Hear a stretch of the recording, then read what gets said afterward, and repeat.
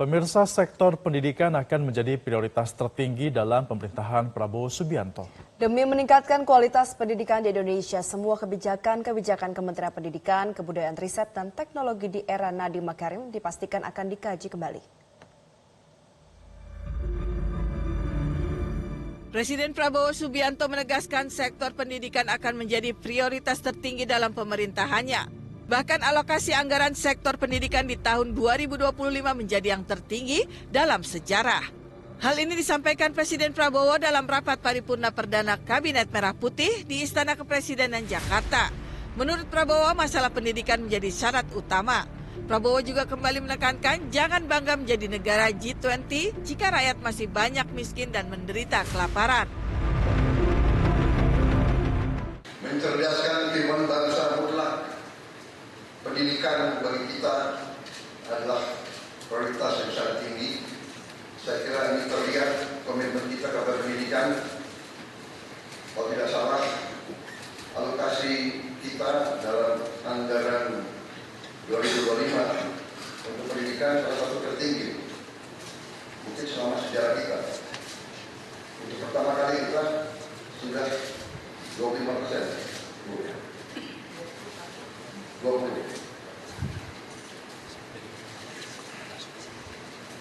Tentunya yang saya katakan pendidikan sangat mutlak. Saya sudah panggil Menteri Pendidikan Tinggi, Sains dan Menteri Pendidikan Dasar Menengah.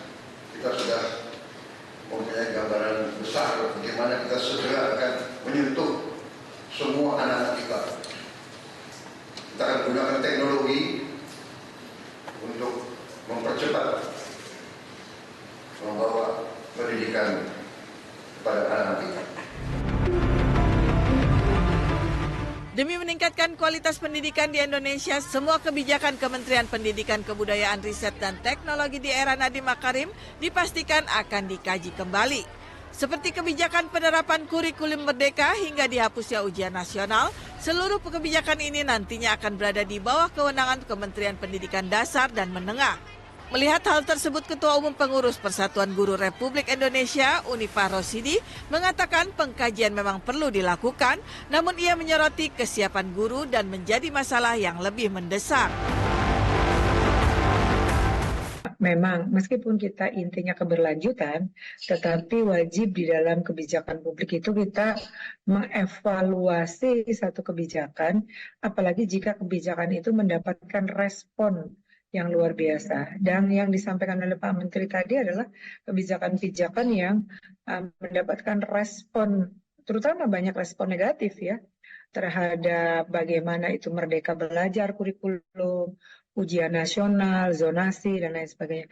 Saya kira bahwa itu menjadi prioritas. Kami ingin mendukungnya. Satu.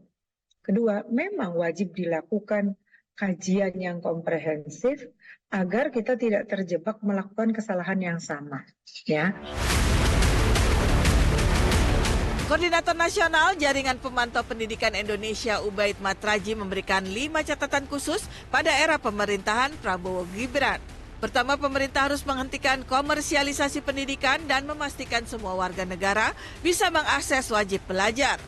Kedua, pemerintah harus meningkatkan mutu pendidikan dasar. Ketiga, mendorong pemerintah untuk meningkatkan kesejahteraan guru.